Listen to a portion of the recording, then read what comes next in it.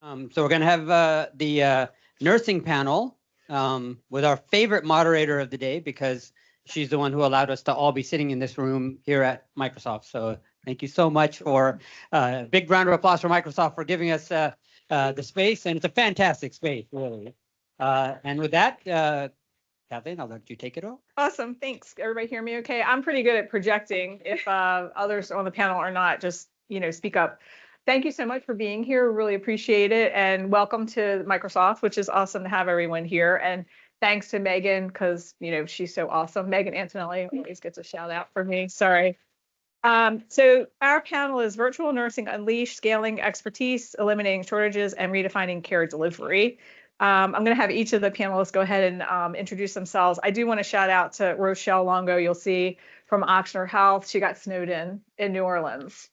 I never thought I would say that. I lived in New Orleans. I worked at Ochsner in New Orleans. I never thought I would say that, those two words in the same sentence, Ochsner and snow. Yeah. So we'll go ahead and start. Herschel, you want to go ahead and start? Yeah, sure. Thank you for having us here. I really appreciate it. I will start off by saying I am not a nurse. The rest of them are. My name is Herschel. I work at Hackensack Meridian Health. I'm the director of virtual care, overseeing the network virtual care programs and any pilots, any initiations.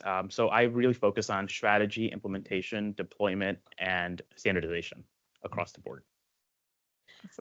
Thanks for having me. It's a great opportunity to speak and just be with everyone in this room. I've learned so much so far. It's been a great conference.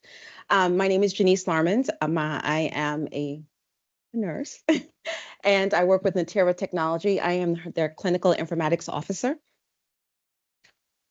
Good morning. I'm Robbie Freeman. My background's in med-surg and critical care nursing, and I'm the VP for digital experience and the CNIO for Mount Sinai Health System. I support our teams that are leading on digital experience, on AI, and nursing technology. Awesome. Thanks, everyone, for being here. Really appreciate it. This is really a brain trust. That brief introduction does not tell it all, but you're going to hear from them a lot. So hopefully it's all about you guys. So I'm going to just start and talk a little bit about yesterday. Who was here yesterday who saw the Chelsea Clinton panel?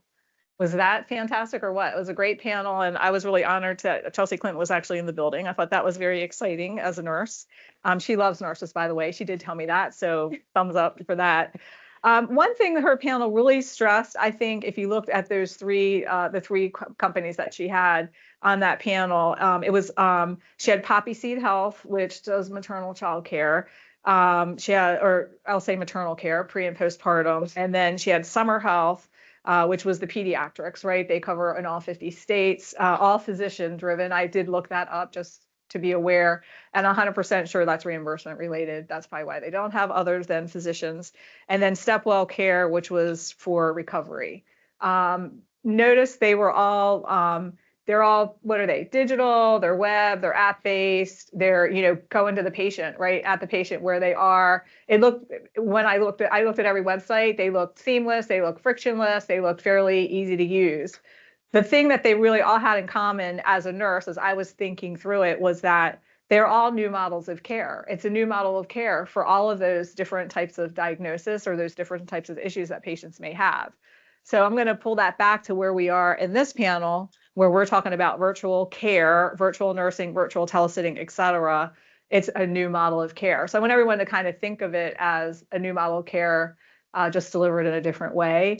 And I'm a nurse. I've been a nurse for a really long time. I'm so old. I did what was called Teams nursing. Anyone remember Teams care? And then we went to this thing called primary care because we thought we didn't know enough about our patients. And if we were dedicated to those patients, we would know more about them. And I would say that when we look at this new model of care, we're going to be thinking about that Teams nursing care that we've done past. So it may not be as far of a stretch as we really think. It just includes different technologies. So I'm going to start a little bit. We'll start with Herschel. We'll kind of go through the questions. And then if you have questions in the audience, feel free to ask. We do have a couple microphones laying around. We know that healthcare leaders are really investing a tremendous amount in workflow optimization techniques. So how are you looking at leveraging things like artificial intelligence and automation in the current things that you're doing today with virtual nursing, those capabilities, and then still maintaining the human element of care? Because I think that's what people are most concerned about. So Herschel, we'll ask you to start. Yeah, so I'll start with, the concept of virtual nursing, and I'm going to throw a metric here. 26.2% to 41.6% of time the nurses spent in charting and documentation, right? That's a big deal. What if they could spend that time dedicated to their patients at the bedside? So one of the important things that virtual nursing brings here is the ease of administrative tasks and the burden lessened on those nurses to do those tasks. Then they can talk to the patient, sit next to the patient, build that trust and relationship that they need to with the patient. And that is very essential across the board. So for us at Hackensack, that is the reimagining of care. How do you build that relationship? How do you build that trust with the patient? How do you build upon those things? And we have to get the comfortness with the patient across the board. So using AI for documentation purposes, taking the data from EMRs, looking to assess those points and giving a clarity of assistance to the nurses, whether virtual, whether at bedside. That's really important. The second thing is when our nurse initially talks to the patient virtually, how nervous is the patient? You're on a computer screen, on a TV screen, talking to the patient. You're very nervous. So at Hackensack, we're also trying to provide the education, comfort level, not just to the patients, but to everyone on that site. It's not just critical for that unit or for that specific room to educate the patient. It's important to educate everyone across the board. So we are talking the same language. We are standardizing across the board. I love that. That's awesome. So what was the statistics you gave, Herschel, there for 21? 26.2% to 41.6%. Okay, so let's put this, if I think about it, I talked to a chief nursing officer somewhere located out west a few weeks ago, and she told me that her nurses spend 190 minutes in a 12-hour shift on their documentation.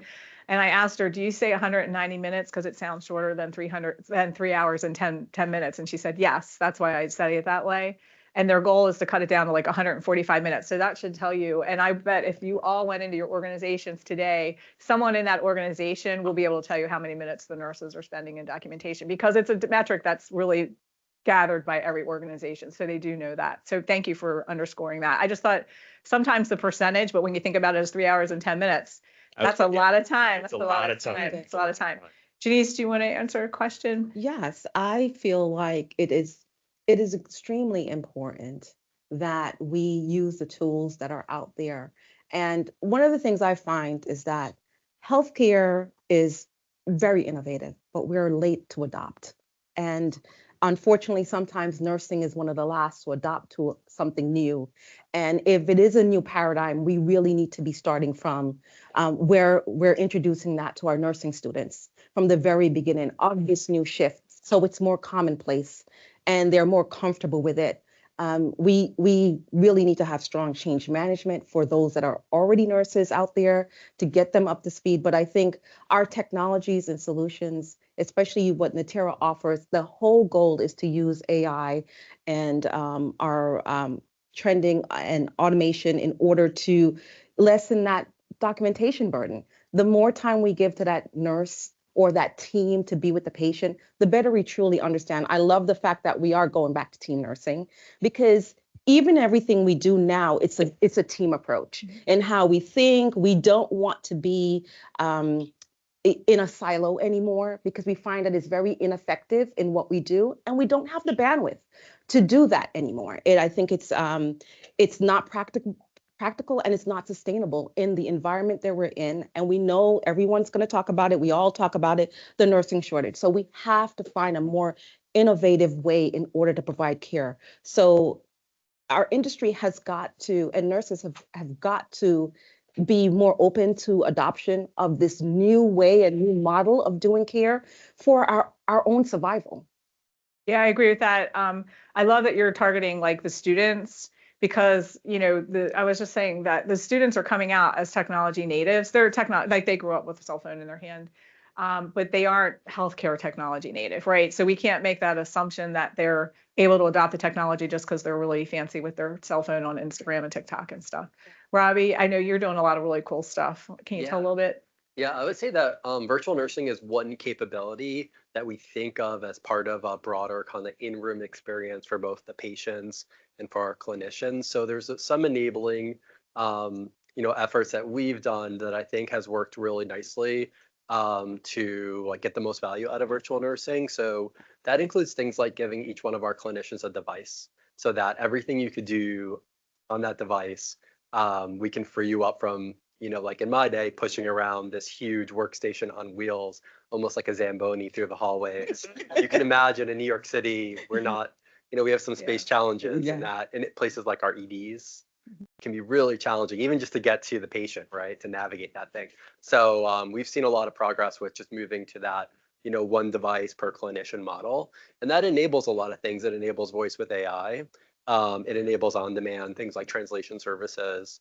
And then as we move into the physical room, I think we've learned over the years that having to rely on a process where someone has to go find the cart or find an iPad or find the tablet and like wheel it in and start a visit, that really didn't work so well for us. I think building it right into the in-room experience. So that includes, the TV, they build it a virtually knock and bring in whether that's a nurse or other members of the care team into the room in a way that, for patients is the least intrusive, to be able to take over like as needed, but to also kind of introduce yourself, do a virtual knock, have some privacy capabilities because there are times where you don't want someone coming into the room is really important. And so we spend if I go back about 15 months, we were spending 150 minutes per shift on EMR documentation. That was our number. And over the past year, we've got that down to 128 minutes. And the way we did that was actually not fancy AI. We literally went through like an Excel spreadsheet, row by row and line by line, and started eliminating things. And sometimes you just have to ask yourself, like, all those things that we added to the burden of EMR documentation, are they really needed? And so that's really added a lot of value. And then on top of that, we've added some tools like macros. And in combination, that's got us down to kind of around the national median for time, documentation time for folks who use our EMR. And then now we're really focused on how do we get to be like a top performer there, the top percentile for reducing the amount of time spent on EMR documentation. That's fantastic. 30 minutes is a lot of time. Like a nurse could actually have lunch or go to the bathroom in 30 minutes. And we looked at the ROI. So that's the equivalent of hiring like 30 additional nurses or spending millions of additional dollars in time that we're able to reinvest in patient care. That's amazing. You touched a little bit on the infrastructure. So the first thing I thought of is that the WOW was always dead, right? The battery was dead, and then I had to plug it in. I couldn't find a plug. Yeah, it was kind of always challenging. You talked a little bit about the technology. Are you cameras in the rooms with the patients? How are you looking at that? Is it like a smart patient room, or how are you kind of looking at that? So today, with virtual nursing, we have over 100 beds that are serviced by our virtual nurses. What we don't want is the paparazzi wall of like 10 cameras like pointing at you when you're in the room. So our goal is having the one camera in the room, and so that camera is able to tilt, pan, zoom in, and is the interface for bringing in care team members. And those could be care team members who are on site or in our command center, or it could be folks that we bring in from other kind of parts of the country, other markets, who are able to be an adjunct to our clinicians at the bedside. That's fantastic. Janice, can you talk a little bit about the infrastructure, about the technology for us? So yes, Natera is I thought I had a device on me, but I don't. But it's a radar, a small device that is able to pick up your vital signs. Thank you. Ooh, Becky, you're a nurse brings to the nurse. I'm just saying, you're on it. Nurses win all the time. Okay. So this can pick up your heart rate, respiration, along with some your inspiratory, how deep my patient is breathing, because that's important, depending on what setting you're in, but also your activity. What's going on? Is my patient in bed? Is my patient out of bed? Is my patient restless? So this technology is contactless. It's able to provide a trend. What has my patient's average range been? So that's a game changer for any nurse or physician walking into a room. You're walking in knowing in advance how my patient really averages, what are their highs, what are their lows, and then you get clear alerts or notifications when that patient is out of that parameter. So you can set it according to their particular need. So that's a game changer. I mean, in my former life, I was an executive director for a home-based program.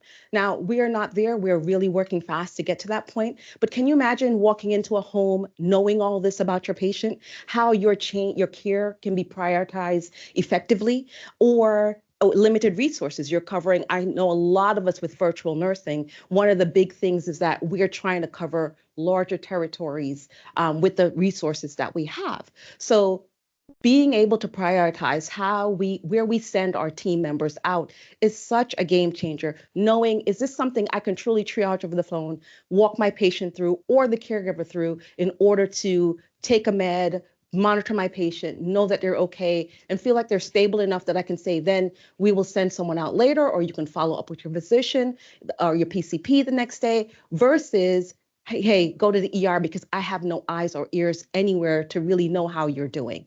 So these are the things that we need to make commonplace now. And if we're going to be effective in, I think my colleague yesterday talked about, we have 1 million post-acute bed and 1 million, in the hospital. We're not making any more, we're not building all these hospitals for all these people that we need to care for. So what are we going to do different? Virtual nursing and technologies like this is not a matter of if, it's how soon can I get it done?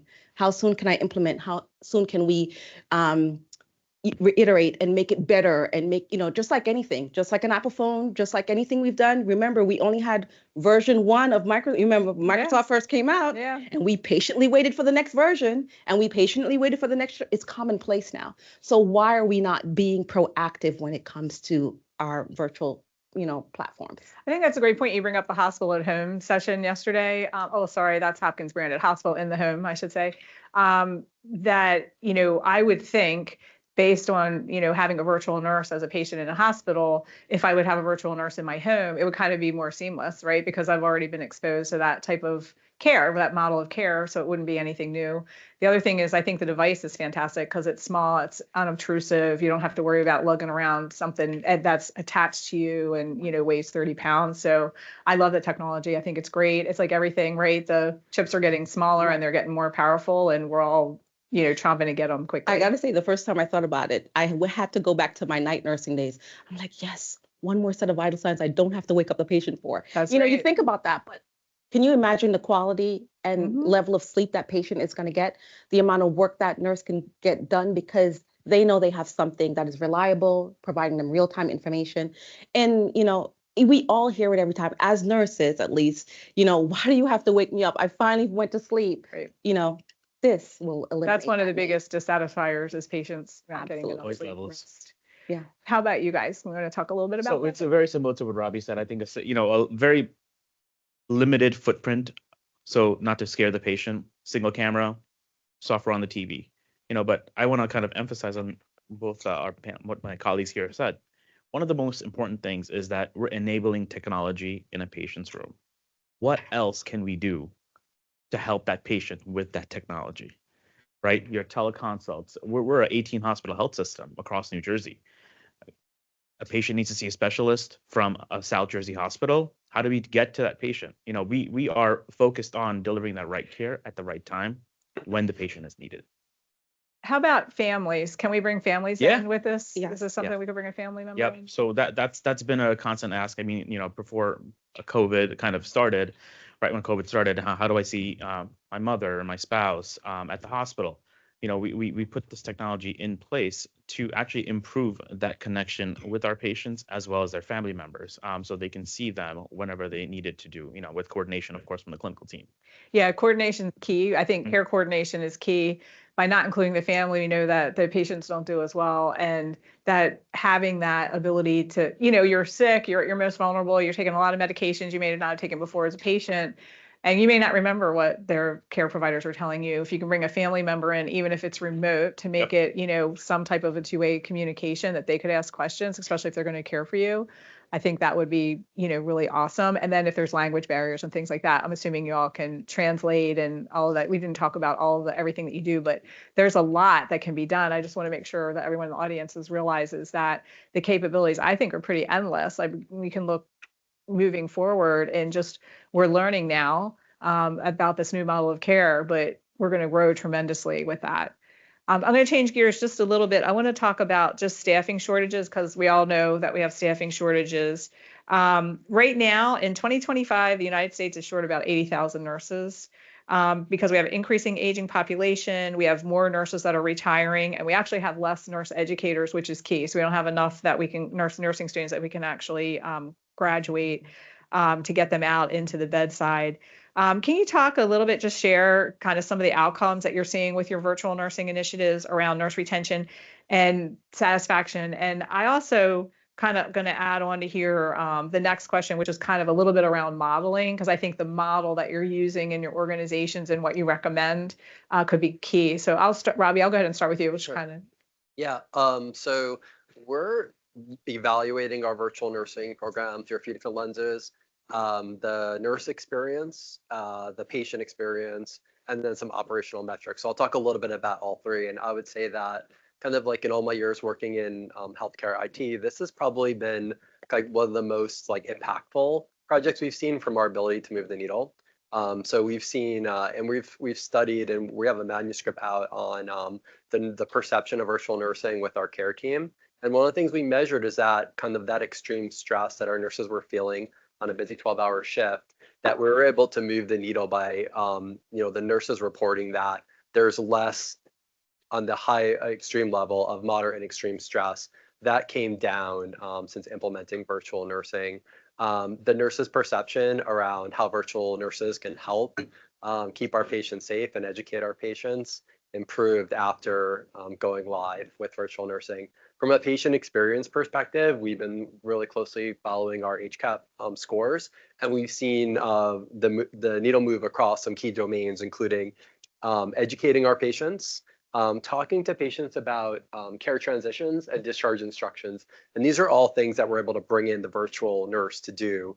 And those are responsibilities on the virtual nursing units that we've shifted to the virtual nurses. And then on the outcomes, there's two big ones that we've seen across the 100 beds that are serviced, plus beds that are serviced by virtual nurses.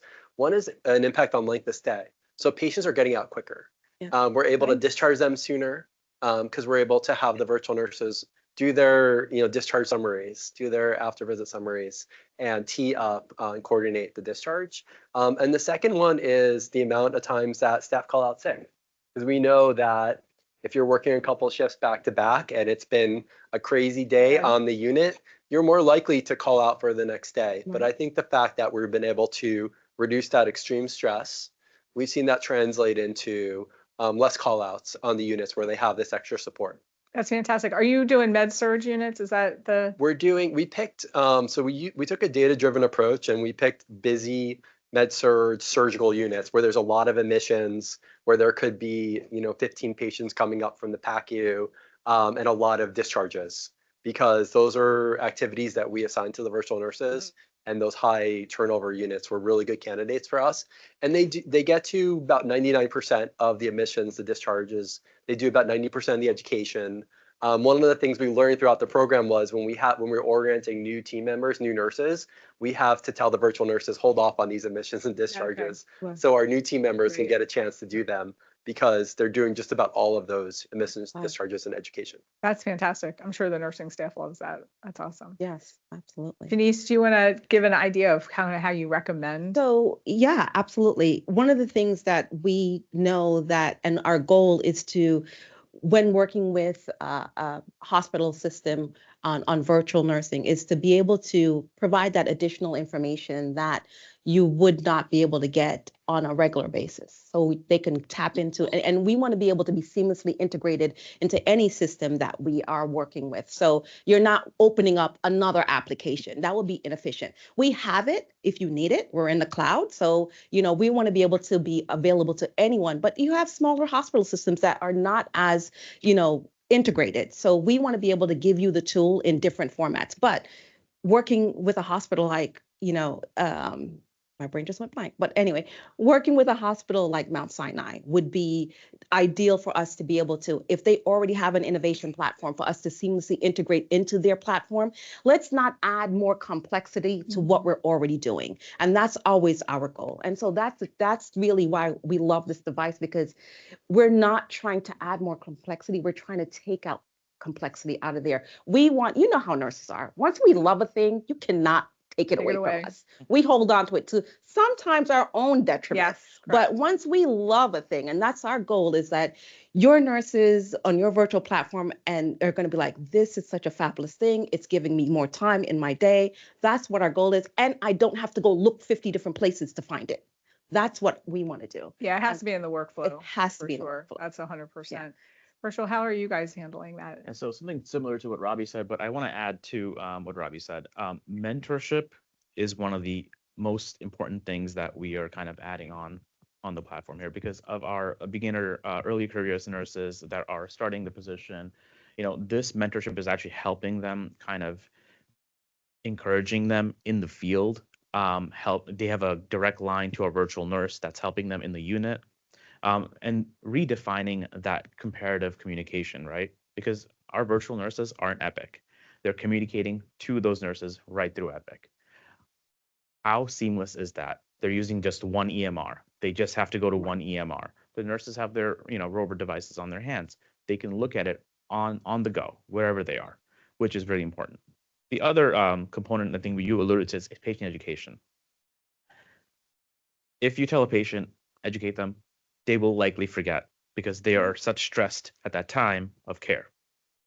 So what we are also trying to do is encouraging them re-education, initial education from the virtual nursing team, then the nurses again will re-educate, and then they'll have a combined re-education for the patient and the caregiver at the same time. So there's no discrepancy, med list, when to take it, any side effects, please call, etc. Like that is so important.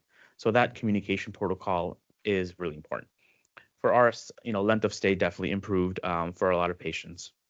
Our communication protocol is also improving across the board because I think they're also looking at this unit with virtual nursing and they're encouraging all their colleagues to kind of do that standardization, which is really cool. I think overall, the concept of having that nurse help a early careerist and a nurse is going to be a key to keeping that retention of the nurses. Yeah, that's interesting. I think the Joint Commission says that 80% of Sentinel events are related to miss or lack of communication. I think probably most organizations probably follow in that. I did not ask at the beginning, I know there's a few nurses in here. Raise your hand if you're a nurse. I should have asked. Oh, thank you for coming so much. I saw a hand before I asked for the raised hand though. Do you have a question? A question and probably an observation, but There's a microphone coming right at you there. Let Janae get over to you. I would imagine there's some pushback or reluctance initially from your bedside nurses. How do you convince them that they're not being replaced? Okay, so you're taking over my job because the next thing we're going to talk about is change management. So that's a great segue. And I didn't even pay you for that. So thank you. I appreciate it. So Herschel, why don't you start this one? Let's talk a little bit about change management. So I'm going to go with workflow development is really important. When we created a new workflow for virtual nursing, we made sure that our partners in the nursing team were included across the board, even to the extent of bedside nurses. We spoke with every single bedside nurse at our live units, asked them to ask the questions. They became part of that process. So it was very important. Once they became part of the process, they got encouraged. This can help this can help here. With length of stay, patient education, it'll lessen your documentation time. So I think we actually showcase some of the benefits around what we're doing because we did have data from our pilot programs. So when we rolled it out, we presented data. We also asked them, hey, where do you think we need to improve? How can you help here? I think asking those questions right back to the nurses is very important. Is that helpful? We're going to have Robbie answer next. Yeah. Robbie, give us how you did the change management. Yep, and Maureen works is at Mount Sinai on our team. So Achievement, not even a minute. Thank you. thank you for teeing up that question, Mel. you. I think it's the co-design process. Like we have to sit down. We do sit down with the frontline team, doing the work, design it together. It never works well when we just hand something down that's already been kind of decided. Yeah. So co-designing, making sure that it's a seamless workflow. One of the key aspects with virtual nursing is that communication and coordination. So, using things like Epic Secure Chat, but also having a dashboard that helps do that coordination so you can know when a task gets assigned to the virtual nurse has been really important. And so I think that co-design process, making sure we're being experience led by hearing from the frontline nurses. They're coming to us with ideas. Let's add this. Like really having ears to the ground, listening to the frontline team, having experienced nurses like Maureen, who's like we're out there rounding and working with the staff. But change management is always like one of the biggest challenges with these efforts. I would say in the beginning, we certainly had our skeptics, but now we're at the point where if we were to take this away, there would be a revolt. Yeah, I call it fear, uncertainty, and doubt. And one way is also education. And I love that you're the co-design. Like you can't just force it down from the top because people don't like to be told what to do. They like to be able to participate in what they need to do. Nurses really want to make it better for themselves and the patients. They just don't necessarily always know the route on how to do it. Janice, any? It's so funny that you even brought that up because one of the reasons why I chose, when the opportunity came and I went with a technology company is because I've been on the other end of this, where the technology came, no one asked the nurses, and now we needed to implement it. And I, as their leader, was like, okay, let me understand it. I want to understand. I want to make sure I know. So I was really attracted to being on the other end of that, getting in front of that, where if you're building something and you want us to utilize it, where is the clinical voice in all of this? It not only the clinical voice, we always talk about the patient voice is extremely important, but those that are going to be utilizing it, you want to talk to the patient, but you also want the clinician involved because the clinician is the one that we have our own ingenuity. So we know how it's really going to work with the workflow and where we can make changes. So it's really important that, that I'm an advocate. I talk about it. I'm an advocate for it. I tell my production team, my development team, make sure you ask the nurse because does it make sense? Does it make sense in what you're really looking for? That way, when I am talking with the clinicians, they can see and understand my genuine involvement, where I truly see they can actually give me more ideas. So I absolutely believe from the very beginning, you have to have the clinician involved in some of these changes, and you have to get your champions. They themselves can probably be the best evangelists of what this technology can do, or how the new workflow can work, or how the new virtual nursing is going to assist them, because you've got them involved. They're not, it's not an afterthought. And I think that's the biggest thing. Yeah, I think workflow is key. And, while we did Teams nursing, maybe they haven't. What I'm told by organizations that I work with is the average nurse is 25 and younger. So they're Gen Z and they have less than 2 years of experience. I don't know if others in here, if you didn't know, there were 3 nurses in here that probably know that. But if you're not a nurse, you should know. And they're kind of very much the TikTok generation, 140 characters or less. Yep. So they want to go to TikTok and find out how to do a chest tube dressing change, which frightens me greatly as a trauma nurse. But it's just to that point, to the change management. How can we get their buy-in? How can we say to them, we really understand where you are? And I think being in the trenches, and I know you all do that. I know you all put scrubs on and go around the floors and walk and see. Yeah. I just want to do one shout out to Ed Marks, who's not here anymore, but they did talk, Ed Marks and Grace talked about patient. So can you give a little bit of the feedback that you've heard from your patients from their side of, and how they're embracing this or not embracing it? And what are maybe some of the, quirks or the trips up? Like if I'm older, do I not want to do it? If I'm young, do you know what I mean? I'm just kind of, Herschel, just to. Yeah, so we have a select number of units across our 18 hospitals that are dedicated to virtual nursing. So before the patient even gets admitted to the unit, we want to educate the patient on the benefits of doing this. So before they are there, a lot of patient feedback, we love it because they're spending more time with the bedside nurse. Their call bell responses are quicker. They are improving that communication. I think we had a patient that needed to talk to at home, and we looped someone from home, and the nurse talked about the care plan. I think when they initiate that process from the get-go of a virtual nurse kind of doing the admission process, working on the care plan, outlining that care plan for the patient, it becomes that essential trust building exercise. So now you're building a trust with the virtual nurse. Now you already may know the bedside nurse because she brought you here, initially talked to you. Now you're building a triage of nurse education, communication at the same time for the patient. I think the patient, and I don't want to discount our patient experience teams. When we utilized virtual nursing, we had patient experience right from the get-go. We made sure that they are rounding as much as they can on these select units because it's a change for a patient. That's excellent. Janice?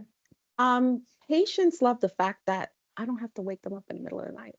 I mean, it's contactless. It does what it needs to do. It's reliable. But again, it's, we're currently, most of our units are currently in a assisted living skilled nursing facility. It's their home. Mm-hmm. So you need the added support of having clinicians around you.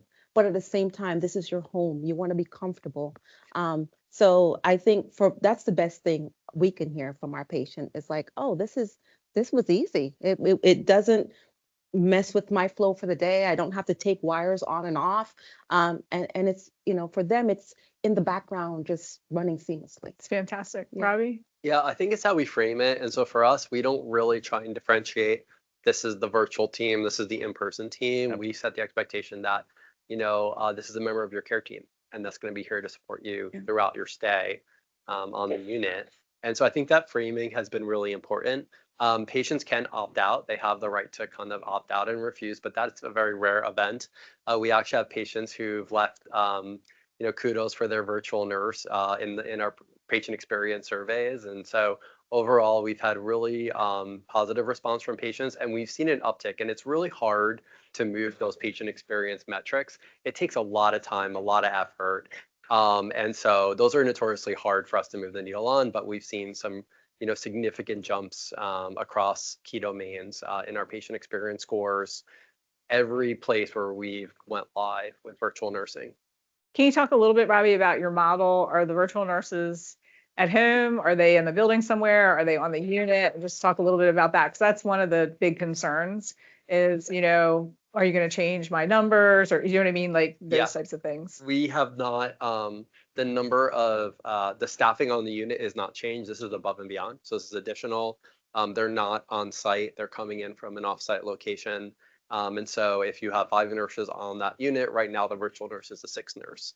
And we're making sure we can measure and understand the impact there. But that's certainly going to be part of the discussion as we move forward, is how does that impact, we think about models of care. Of course, in a labor management kind of framework, we also have to figure out how we address that with our partners in labor management. I think that's one of the kind of, in New York in a highly unionized environment, Right. that'll be one of the things that we'll have to work through over time. But I do think that when we look at the information that is getting asked from the virtual nurses, a lot of the things that we ask could be in the future, done by other members of the care team. Some of that can be a documentation assistant.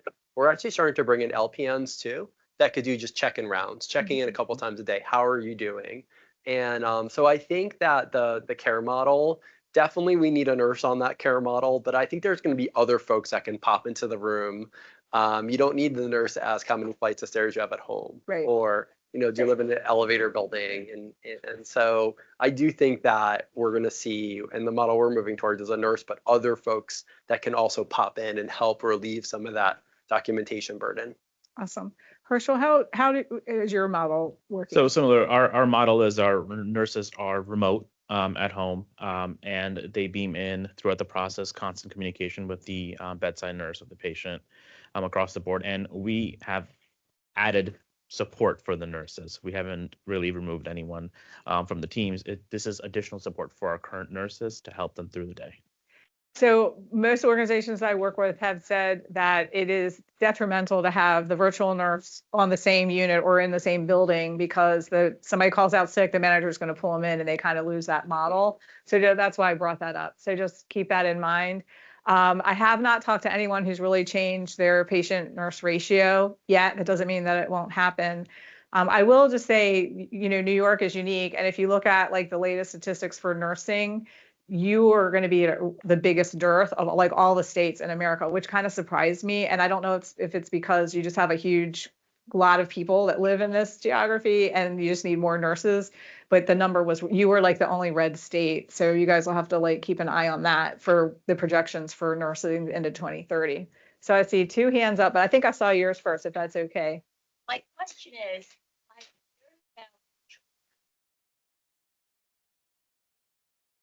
okay, how can it work in the outpatient setting for patients, for example, the elderly who are at home, they're lonely?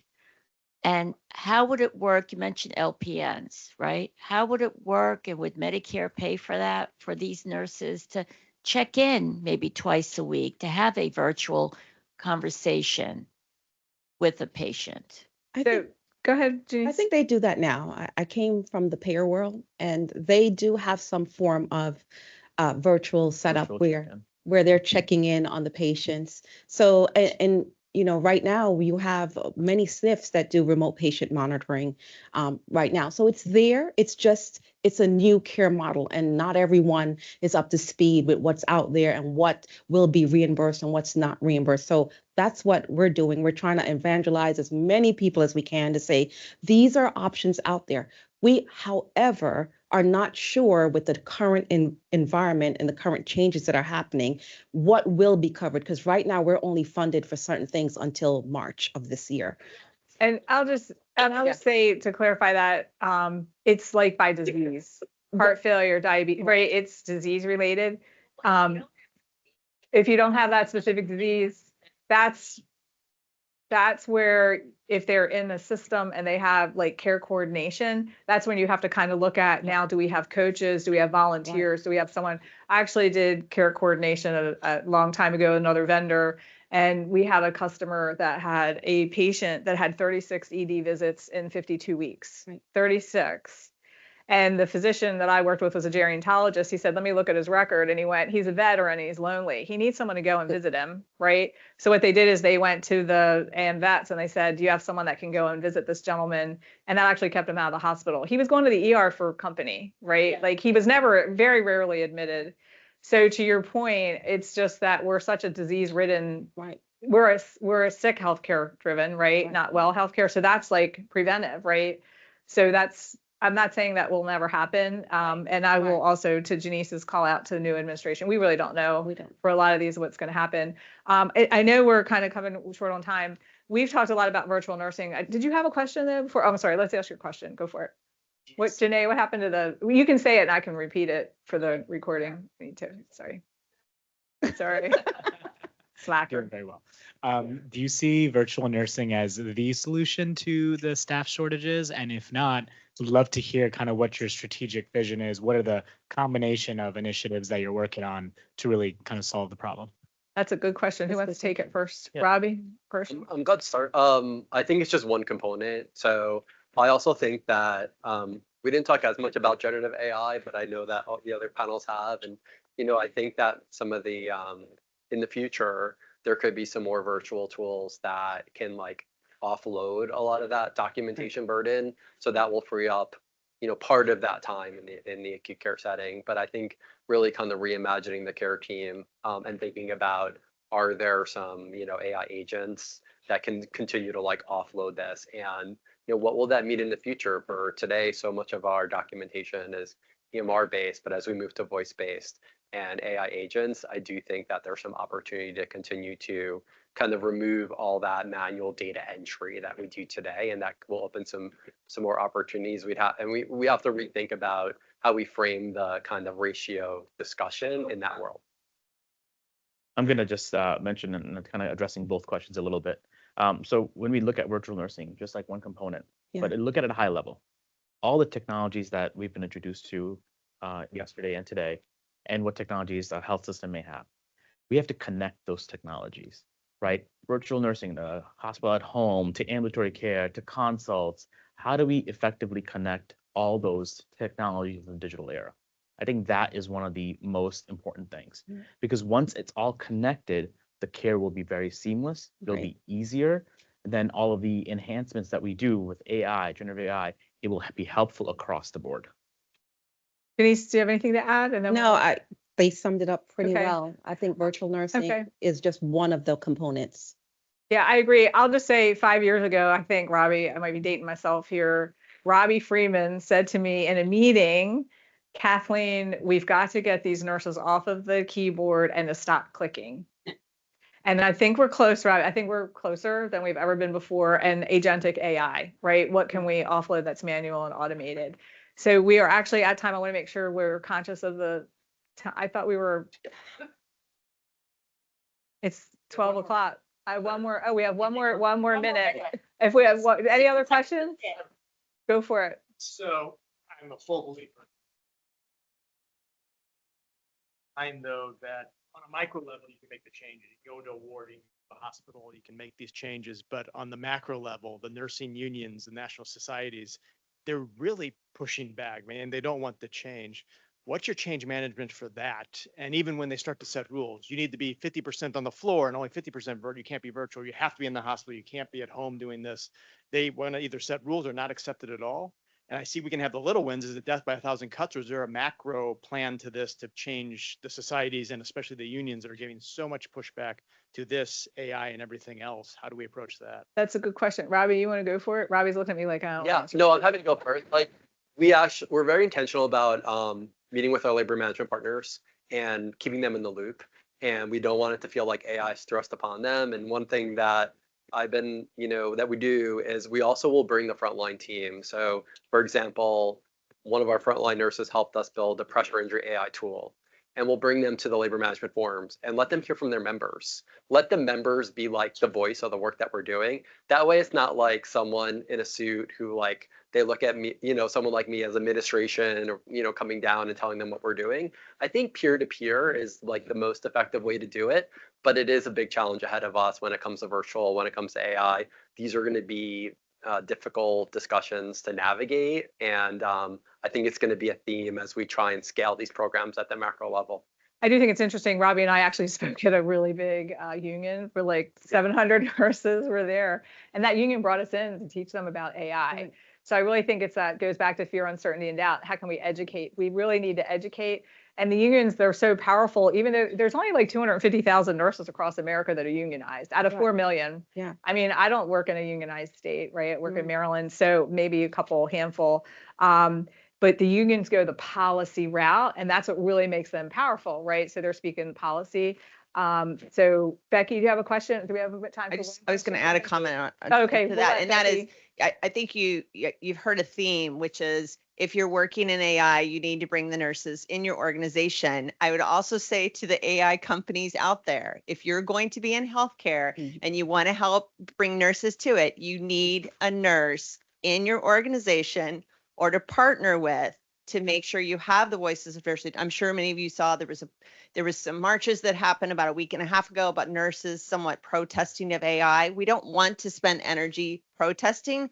Nurses want to be involved. You just have to bring them there. So if you're with an AI company, I think healthcare organizations really want to partner with you, but bring your own nurse with you. It'll make you more successful. It'll make your customers more successful as well. I just want to thank our panelists so much, and really appreciate your time and your questions. Thank you.